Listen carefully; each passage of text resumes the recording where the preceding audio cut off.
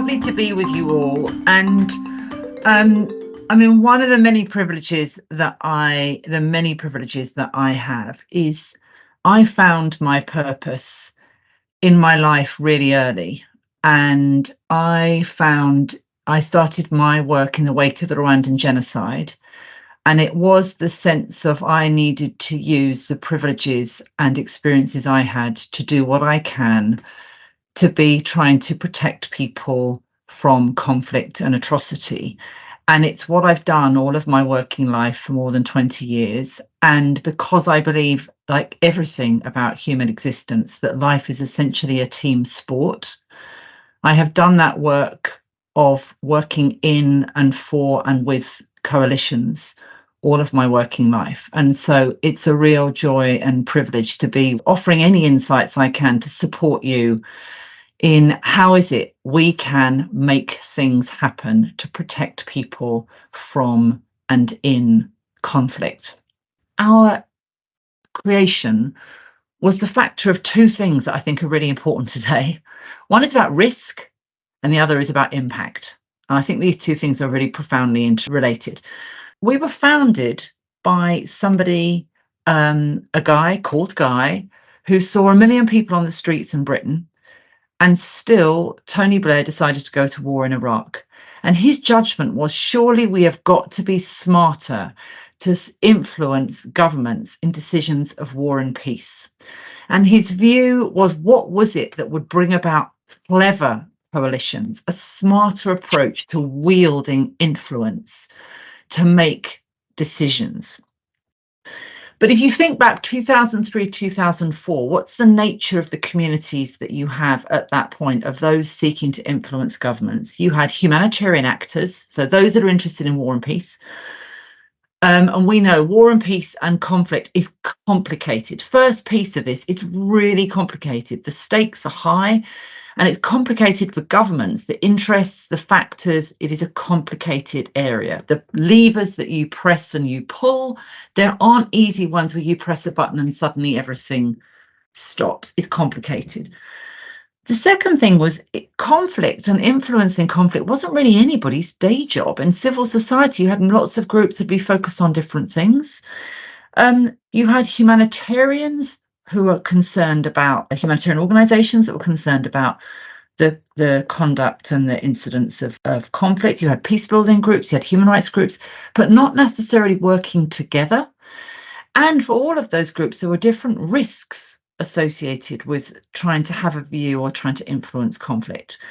And so the things that are really familiar, I think, about crisis action that will be familiar to you, we exist to protect people from conflict, for the protection of civilians, like all of you.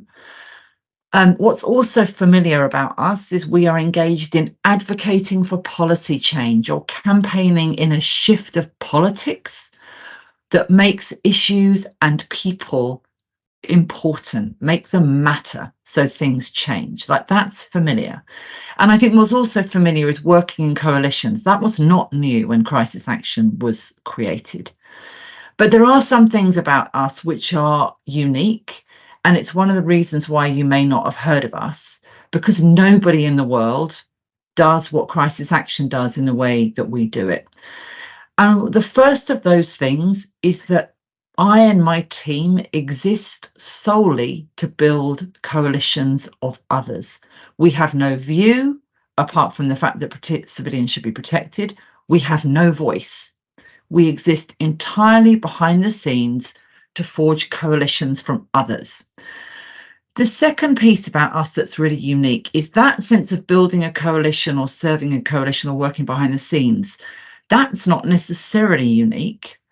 But as you may know, one of the risks of working in coalition is you get stuck. If you are waiting for everyone to agree, you end up with lowest common denominator. What's the one thing we can all agree on? And there I would suggest your risk is you are not focused on the demand of the situation. You're focused on the supply of what the coalition wants to offer. And so Guy's vision was, we will not be smart if we are waiting just to find the one thing we all agree on. We have to actually identify what is the most important goal we should try and achieve. Impact, what is actually going to make a difference. And so the things that are really unique about crisis action is my team were created and initially funded and supported by big humanitarians and human rights groups like Oxfam, like Amnesty, to be empowered to listen to what is now a global network of humanitarian, human rights, and conflict prevention groups. They are the eyes and ears of where are people at risk and what needs to be done. And surprise, surprise, this is where the self-interest comes.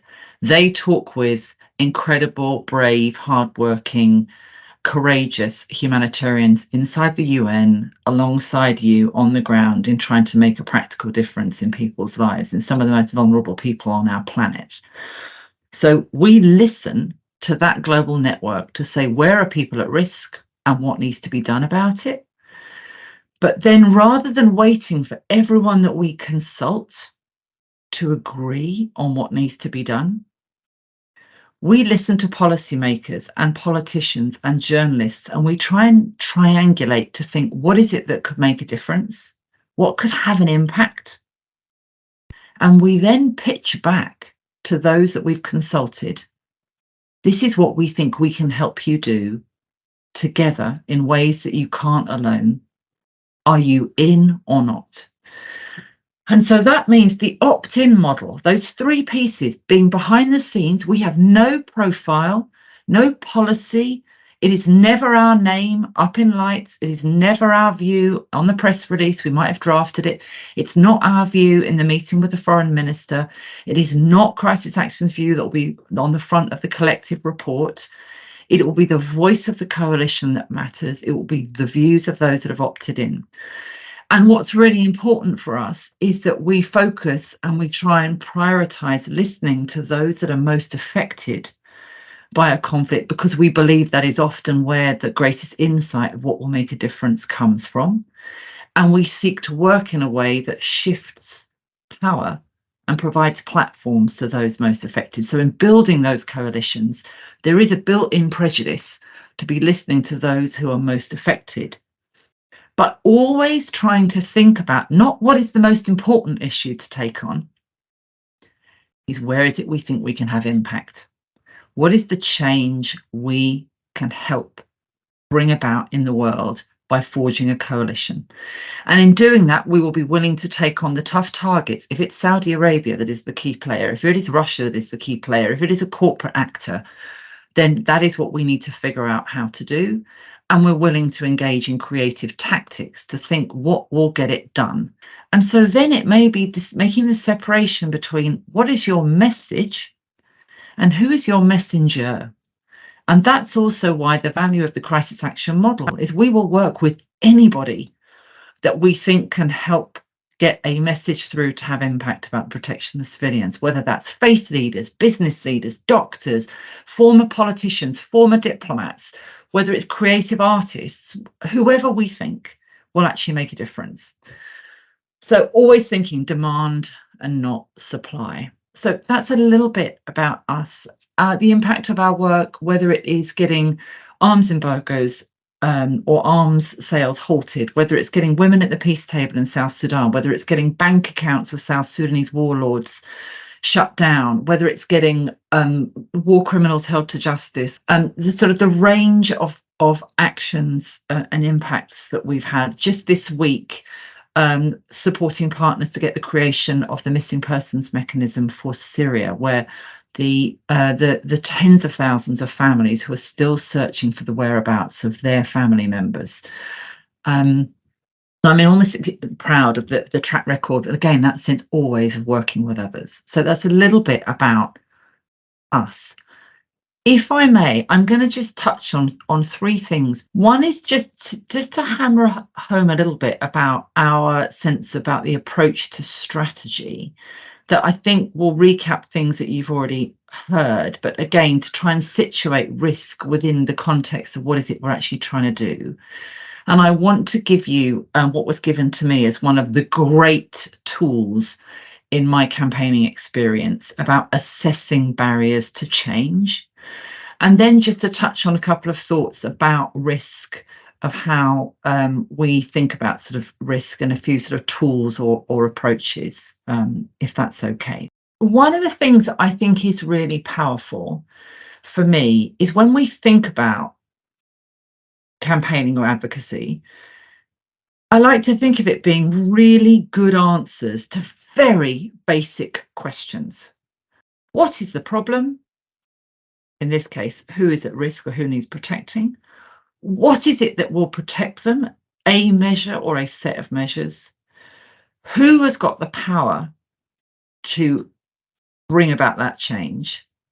And what is it they care about, or what is it that will induce or compel them to do so? And therefore, what can you do to induce them to think differently, care differently, be pressured to bring the change that you want to bring about? And I think within that, you just need to have great target insight. So it's not the analysis of the problem that is necessarily your key piece in having advocacy impact. It's your analysis of who can bring about the change that you want and what they care about, what their interests are, what their concerns are, because that's what throws up your levers. When we think about an advocacy strategy, one of the questions we think about is, why does it not happen? And often we find analysing the counterfactual of why does it not happen is what starts to yield insight into what it is your advocacy strategy needs to do. So there's kind of categories of a strategy. Sometimes you might have to use all 5 of these. And if I may, I'm just going to run through these, because what I'm going to say is one of the biggest risks, I think, around campaigning is actually, let's remember the cost of doing nothing. Risk number 1, you make no change. And so the community that you are seeking to assist stays in their situation. Risk number 2 is you advocate for the wrong thing. And so I'd like to offer you this barriers to change as an overall way of assessing your strategy. So number 1 is the solution. The reason that your solution is not being taken up is because your solution is just not the right one. If that is the case, the first thing you've got to do is you've actually got to go back and do more research to figure out, okay, if it's not this, so let's say for the sake of in your Guatemala example, that actually setting up the new data monitoring, that the reason that the government is not wanting to do it is they're not convinced that that's going to be the solution. They've either tried it before and it didn't work. You actually have to come up with another solution. So research will be the first step in your strategy. The second is the system doesn't know there is a solution. So it might be, actually, you've got lots of examples where setting up a monitoring body on data has been successful in other places, but the government of Guatemala don't know about it. If that's the case, your task is to present the solution to them. So you lobby, so you advocate, you directly present, here's the solution to the problem that you're trying to make. A third can be there is no political reward. Remember, a lot of the time you are talking about governments, which ultimately is about people wielding power. It is often, but not always, about people needing to be getting elected, but it's about what is it that gives them power.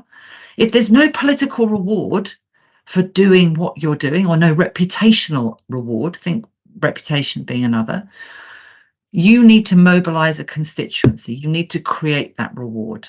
Fourth, one of the reasons why what doesn't happen is somebody's got vested interests in the status quo. So your tactic will need to be, your strategy rather, will need to be exposing that. And finally, the competition is too big. And so you need to form an alliance. You need to get bigger in order to be able to have the chance of having an impact over your targets. So I would like to suggest that the barriers to change tool is super useful for you in actually checking your strategy. Have we analysed this right? It's also super useful to be trying to avoid that one of those first risks, that actually your strategy is not focused on the right area, you're going to risk not having impact.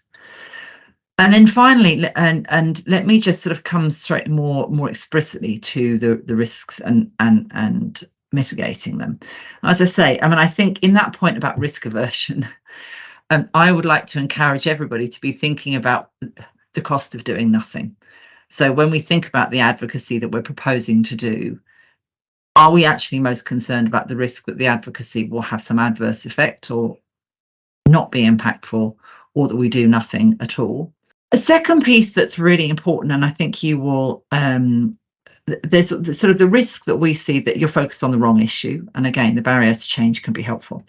A second, of course, is about risks to operations or risks to individuals.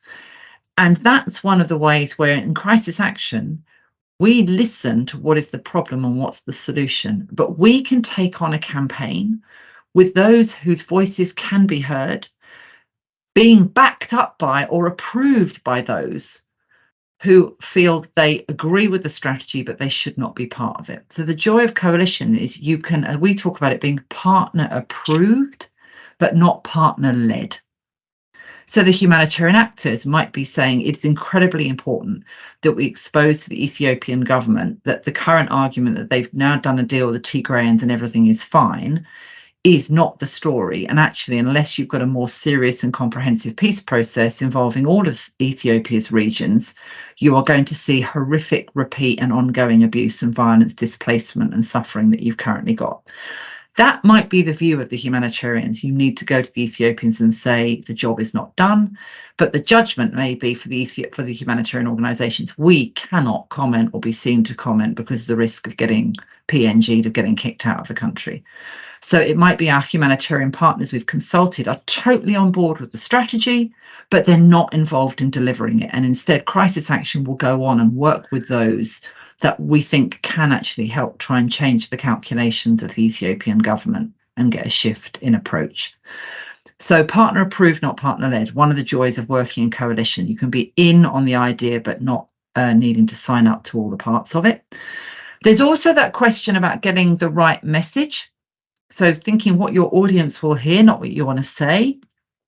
As I've already said, finding other messengers for your message. That is a really big deal, I think, around in risk mitigation. And thinking of those, Central African Republic, we worked with the most senior Muslim cleric and the Archbishop of Bangui to support them in a delegation to go and make the case for the need to deploy a UN peacekeeping operation in the Central African Republic in place of the alphabet soup of African forces that were there and not doing a great job. And that was partly because the humanitarians and human rights groups were feeling, A, they weren't getting cut through actually for impact, but where it was risky for them. So finding other messengers. There's also thinking about the tactics that you adopt. So whether you're doing something in public or private, it's the on the record, the off the record. What is it that will really do it? One minute we are illuminating an image of Banksy's image of a Syrian girl on the Moscow State Gallery in order to generate attention to what is going on in Syria and being perpetrated at the hands of the Russian government? Or are you doing a behind the scenes, off the record briefing with those that can convey the situation, a delegation of those that are directly affected, with policymakers or politicians somewhere in the room, and it is entirely confidential? So, thinking about the tactics. Final couple of things. We use a pre-mortem as a tool before you're going to roll something out. So actively thinking through in a systematic way. Here's the plan. What could go wrong? And anticipating and figuring out the strategies that you'll adopt to actually mitigate those risks. And then finally, learning from risks, accepting that sometimes things do go wrong. It is that sense of, if you're failing and spotting it, fail fast. So where you judge a strategy is not panning out, be willing to pivot and say, okay, there's been a shift. And it's also about having appropriate evaluation and learning mechanisms. So at Crisis Action, we try and evaluate everything we do, but we invest differently depending on how big our campaign has been.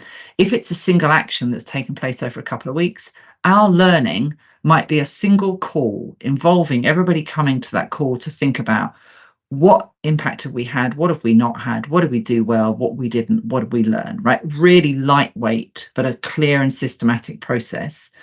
If it's a campaign we've been building over 3 or 6 months, then it might be a process of questionnaires, really thinking through both of those we've worked with, those of our team, bringing colleagues together to reflect and identify, distilling key lessons that we want to take forward in future, finding ways to capture those in mnemonics or things that we can remember, and we plow that into our future learning so that when we're designing things in the future, we come back and think, right, are there relevant campaigns we've done in the past that we think will have yield lessons that we need to now factor in? So, few things that I've tried to say to you a little bit about this unique nature of this coalition builder that we operate, of being behind the scenes, but this focus on opting in, not waiting for consensus, that coordination and coalition building being somebody's day job, and the brilliance for me of this model that you need to think always about impact. What does the situation require, not what does your coalition want to supply? And really being disciplined about having great answers to those simple questions. Insight into your target needs to be as good, if not better, than insight into your problem. The third is the barriers to change, kicking back, using that to test. And then finally, just a few thoughts on some of the risk mitigation strategies that we use. So again, do we know what all the consequence of all of our statements have been? I do think that that is one of the major flaws in humanitarian advocacy and campaigning. I'm going to slip this in. I know time is tight, but I do love this, right? I have described a lot of the work that I've seen in my working life where we think as humanitarians or campaigners, oh, somebody's got a problem. It's like there's a pain on the body. And we think we'll sit the patient in this nice warm bath and we'll slosh a bit of warm water around them. And we'll hope that that will sort of make a difference to their pain. And yet what we actually want to do is we want to find the acupuncture point. We want to find the single point on the body that when you put a needle, you are going to release a pressure that may then have a chain reaction inside that body that will relieve the pain for the patient. So what we're looking for all the time is acupuncture points rather than sloshing around in warm baths. And I think there's a lot of NGO advocacy. We haven't asked the question, what is the impact?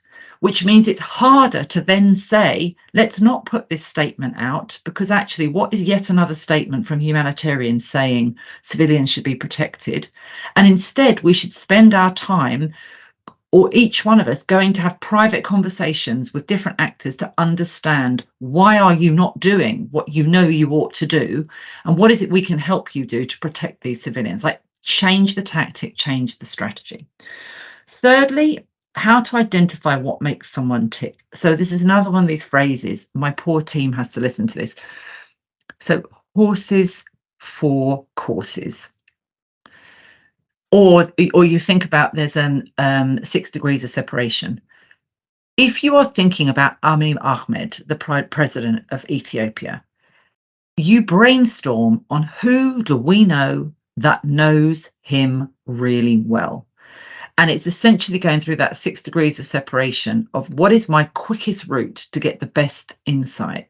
Horses for courses. Choose who is it, what is it that will actually get you the best insight. I mean, when you think of a coalition, who is it that's got the best to contribute?